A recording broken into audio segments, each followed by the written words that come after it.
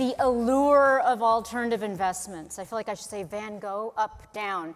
I want to start with a lightning round. First, nice to see you, Andy, Tripp. I feel like this is such a vast space. Let's start with, what do you think's overhyped? Where is the dumb money going? I'm just going to start with you. Just kick us off right. Very provocative.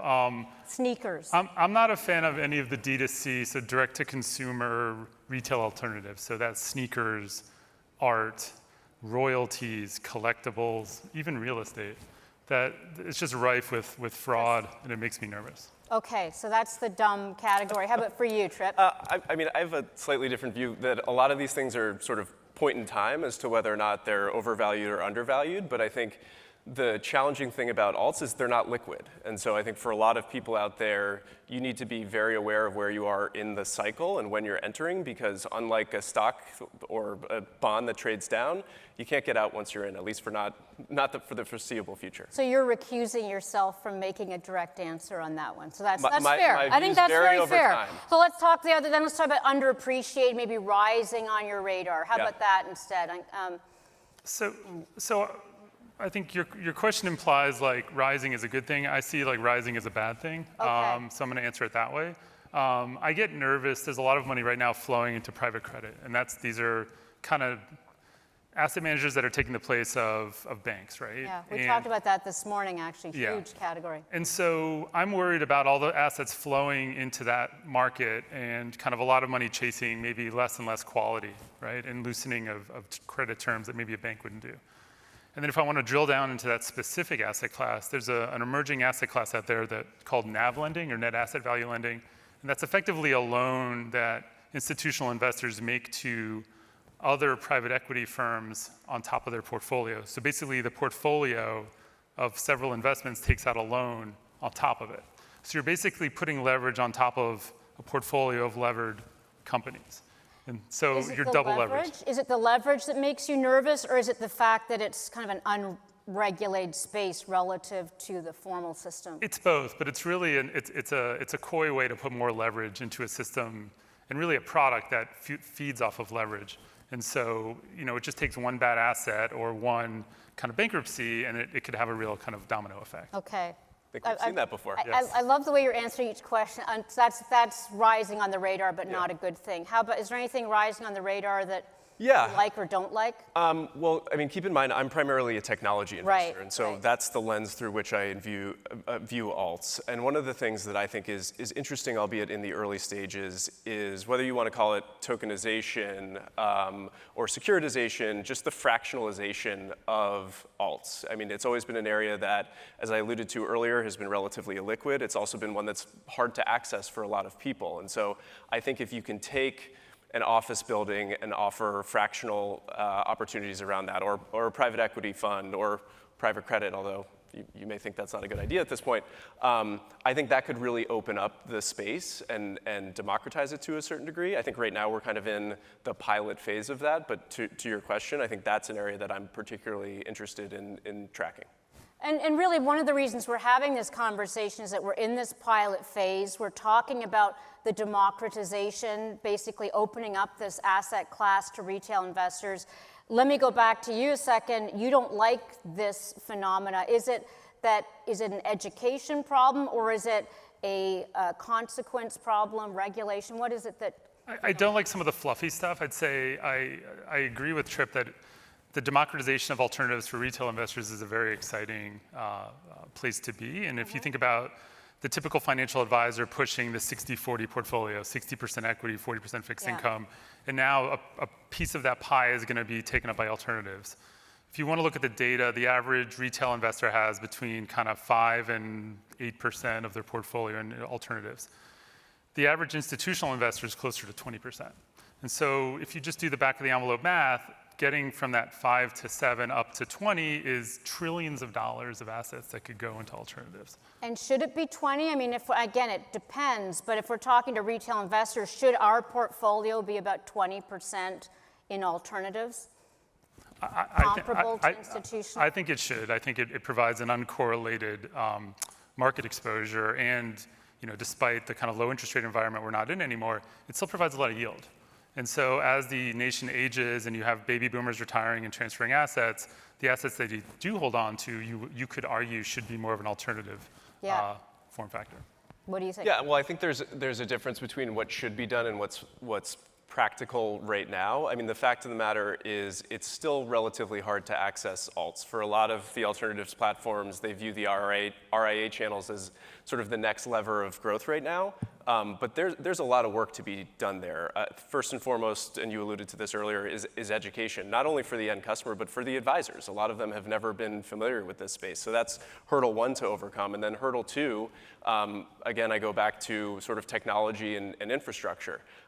Being involved with alts, whether it's doing due diligence, subscribing, managing your portfolio, those are really challenging things. And by and large, we don't have a lot of that infrastructure built up right now. And so while I agree with Andy, that the ideal state is for there to be more exposure for individuals. I just think it's going to take a little bit of time for us to get there. What would you prioritize for us to get where we need to go? Put on different hats. The technology piece first. I mean, that really is the friction here in terms of accessibility. And then I think once you have that and people understand how you can do it, it then goes to education and being informed of why you should be doing it. I mean, remember, this is an asset class that was designed for institutional investors. Right. So when we talk about the state of New York that's used to putting $100 million in a Blackstone fund, now you're talking about an individual that wants to put 10,000 in. All of the infrastructure needs to be designed around that investor being able to, access their portfolio, monitor it, have redemptions, capital calls, and none of the infrastructure is designed for checks that size. Yeah. Let me ask about how is the geopolitical landscape or even the macroeconomic landscape, how do you think that is influencing this category? You're nodding. I'm going to go to you first. Yeah, well, Andy, you mentioned it earlier, but interest rates is the obvious one. I agree with Andy that alts provide a lot of benefits in the way of diversification and lower volatility, but the fact of the matter is you can't ignore interest rates right now. If I'm looking at treasuries that trade at 5%, it's great that I'm getting those additional benefits, but at a certain point they need to make the returns for me to say, okay, the opportunity cost of me being in treasuries is offset by being in alts. And we haven't talked about gold, of course, but that's maybe that's such a big category we don't even need to go there. But let's talk about some of the other. I mean, I want to ask you. We've talked a little bit about private credit. There is infrastructure. There are, real estate, for example. Can you look at some of the categories? What are you seeing out there in the landscape? I'm going to go to you, Andy, because I know again your technology.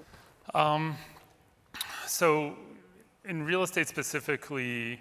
A lot of the assets are flowing towards the distressed and opportunistic investors, managers right now. And these are the managers that are kind of experts at cleaning up, buildings where they have to hand over the keys, right? And there's a ton of capital flowing into that right now. Where it's distressed are these kind of plain vanilla real estate investors that just own office buildings that have tenants that are fleeing. That's not a very popular asset class right now. I'd say infrastructure is also very exciting. I mean, again, like any kind of institutional manager, a lot of the flows are going to like a small handful of really mega managers. But again, there's a ton of money to be made and a ton of assets flowing towards what I generally call the energy transition trade. So that's basically, adding solar panels, things like that. The grid enhancements around the country, ton of capital going there, and a ton of institutional capital wanting to be put to work there. I want to step back a second more to the 30,000-foot level, which is, you mentioned these were asset classes designed primarily for institutional investors or accredited investors, which implies that you need a certain level of sophistication to invest in these products. As we democratize, obviously people talk about protections, they talk about education. Is it antiquated to still think about this need for a certain level of wealth, a certain level of sophistication to get into these asset classes? Because they are basically becoming accessible to retail investors, much more quickly than that. I'm going to go to you first.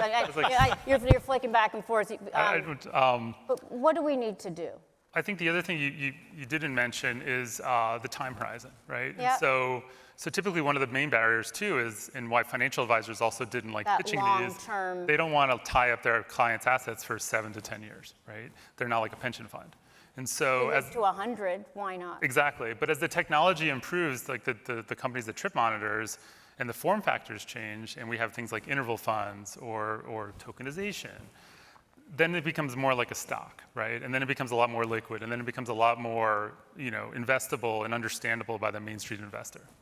But it's still perceived as risky assets, right? And Absolutely. Is that fair to say? Do you think that's a fair? I think it can be. I think that comes down to a certain degree to curation and what type of alts you're exposing people to. I mean, even within a given alternative asset class, there's a very big difference between the best manager and the worst manager. I think, actually going back to what Andy was saying earlier, a lot of the early access for retail investors to this space was more at the lower end of that spectrum. And so in that case, I think there was an issue with education and sophistication. But I think if you can curate the right way and bring the right type of assets to bear, as an advisor, I believe you would be as comfortable as you would anything else. One of the benefits of sitting on stage, with other people not here, put on a regulator hat. If you were a regulator in this sector, what are some of the steps that you think need to be taken? You mentioned developing infrastructure. Any advice you would have? Yeah, I'm going to take my technology hammer again and apply it to this question, which is you need to make sure that people have robust infrastructure around everything from data collection to reporting to valuations. Those are things that, depending upon the asset class, are at various degrees of maturity. If I were looking at that, I'd say, what is the infrastructure there? How close does this feel to other asset classes in terms of the quality of reporting and of information that I'm getting around these investments? How close does it feel to you? Well, we're seeing a lot of companies now emerging that are going directly after those specific types of pain points, in particular the data side, which I think is sort of underlying a lot of the other potential issues that you could have. And so if you look at a lot of the larger alternative managers, they're working with early stage startups to address this problem. Mm-hmm. And a number of those are both gaining traction in the market, but as importantly, starting to solve some of those issues.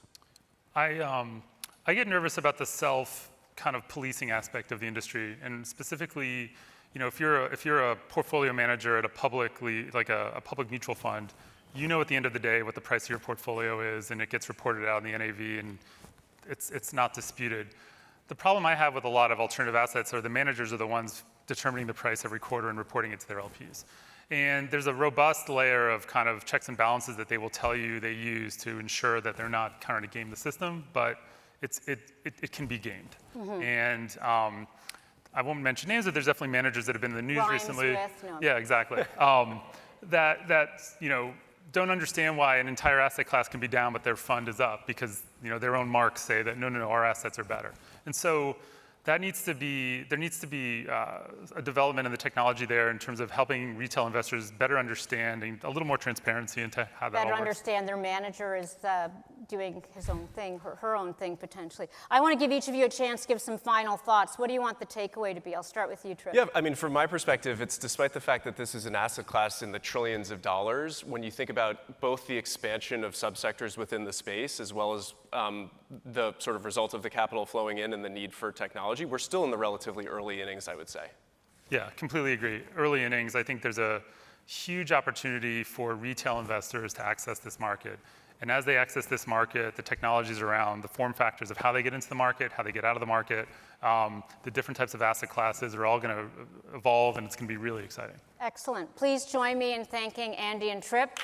More to come on this space. Thank you.